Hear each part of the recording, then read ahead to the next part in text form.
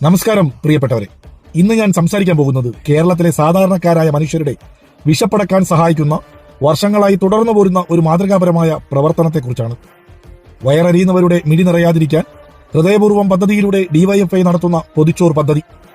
ഒരു നേരത്തെ വിശപ്പകറ്റാൻ പാവപ്പെട്ടവർക്ക് ആശ്രയമായ ഈ പദ്ധതിക്കെതിരെ നിർഭാഗ്യവശാൽ ഉത്തരവാദിത്തപ്പെട്ട സ്ഥാനത്തിരിക്കുന്നവർ തന്നെ രംഗത്ത് വന്നിരിക്കുന്നു എന്നത് അങ്ങേയറ്റം ഖേദകരമാണ്. കഴിഞ്ഞ കുറെ വർഷങ്ങളായി കേരളത്തിലെ മെഡിക്കൽ കോളേജുകളിൽ ചികിത്സ തേടിയെത്തുന്നവരും അവരുടെ കൂട്ടിരിപ്പുകാരും അനുഭവിക്കുന്ന ഏറ്റവും വലിയൊരു ദുരിതമുണ്ട്: ഭക്ഷണം. പരസ്പരം അറിയാത്തവരുടെ വീട്ടിലെ അടുക്കളയിൽ നിന്ന് പാകം ചെയ്ത് കൊണ്ടുവരുന്ന ഒരു പൊതിച്ചോറ്.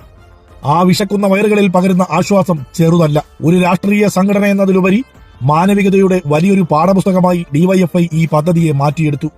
ഒരു ചില്ലിക്കാശും വാങ്ങാതെ കൃത്യമായ ഇടവേളകളിൽ 10,000-കണക്കിന് പൊതിച്ചോറുകളാണ് ഓരോ ദിവസവും അവർ വിതരണം ചെയ്യുന്നത്.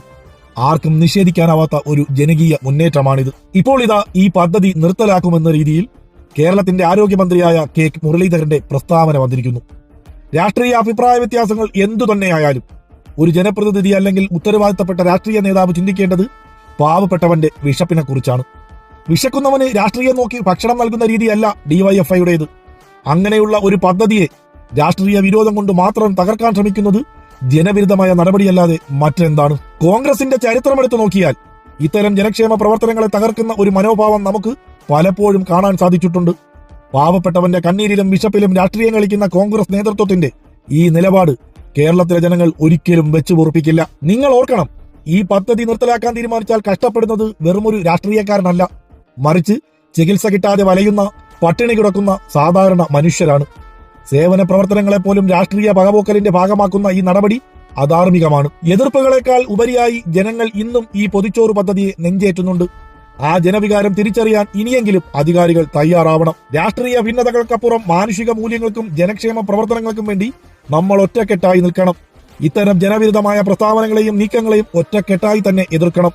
വിശപ്പകറ്റുന്ന കൈകളെ വിലങ്ങുവെക്കാൻ ആരും മുതിരരുത്. ശുഭ്രപതാകയുടെ കരുത്തിൽ സേവനത്തിന്റെ ആയുധമേന്തി വിശക്കുന്നവന്റെ അന്നമായി വീഴുന്നവന്റെ താങ്ങായി മാറിയ ചരിത്രം. ഡിവൈഎഫ്ഐ എന്നത് കേവലം ഒരു യുവജന സംഘടനയല്ല, അത് മനുഷ്യ സ്നേഹത്തിന്റെ അഗ്നിപർവ്വതമാണ്. കയ്യൂക്കുകളോട് പൊരുതിയും കഷ്ടതകളിൽ കൂട്ടിരുന്നും ശുഭ്രപതാകയുടെ കൊടിക്കീഴിൽ ലക്ഷങ്ങൾ അണിനിരുന്നപ്പോൾ അതൊരു ചരിത്രമായി മാറി. തെരുവിലെ വിശപ്പറിഞ്ഞും ആശുപത്രിയിലെ വിലാപം കേട്ടും കാരുണ്യത്തിന്റെ കവചം തീർത്ത ഡിവൈഎഫ്ഐയുടെ കൈകൾക്ക് ഒരു രാഷ്ട്രീയത്തിന്റെ മാത്രം നിറമല്ല, അത് മാനവികതയുടെ നിറമാണ്. ചരിത്രം സാക്ഷിയാണ്. പ്രതിസന്ധികളിൽ തളരാതെ പകൽ വെളിച്ചത്തിൽ മാത്രമല്ല, ഇരുട്ടിന്റെ കറുത്ത രാവുകളിൽ, പ്രകൃതിയുടെ താണ്ഡവങ്ങളിൽ പാവപ്പെട്ടവന്റെ കാവലായി നിന്ന പാരമ്പര്യമാണ് ഡിവൈഎഫ്ഐയുടേത്. അധികാരത്തിന്റെ ഗർവിന് മുന്നിൽ കുനിയാത്ത അനീതിക്കെതിരെ പടവാളെന്തുന്ന യൗവനത്തിന്റെ ചോരത്തിളപ്പ്. പൊതിച്ചോറിന്റെ ഓരോ പൊതിയിലും ഒളിഞ്ഞിരിക്കുന്നത് ഒരു തലമുറയുടെ സാമൂഹിക പ്രതിബദ്ധതയാണ്.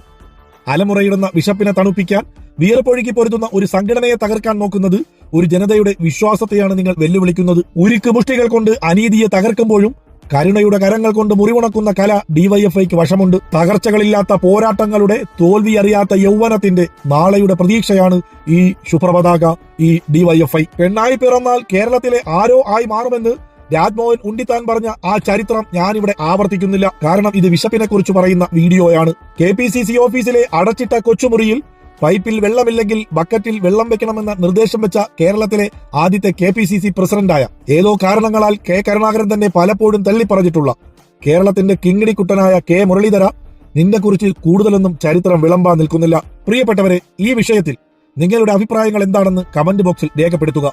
ഈ വീഡിയോ മറ്റുള്ളവരിലേക്കും എത്തിക്കുക. നമുക്ക് പ്രതികരിക്കാം, അനീതിക്കെതിരെ ഒന്നിച്ചു നിൽക്കാം. എല്ലാവർക്കും നന്മകൾ നേരുന്നു.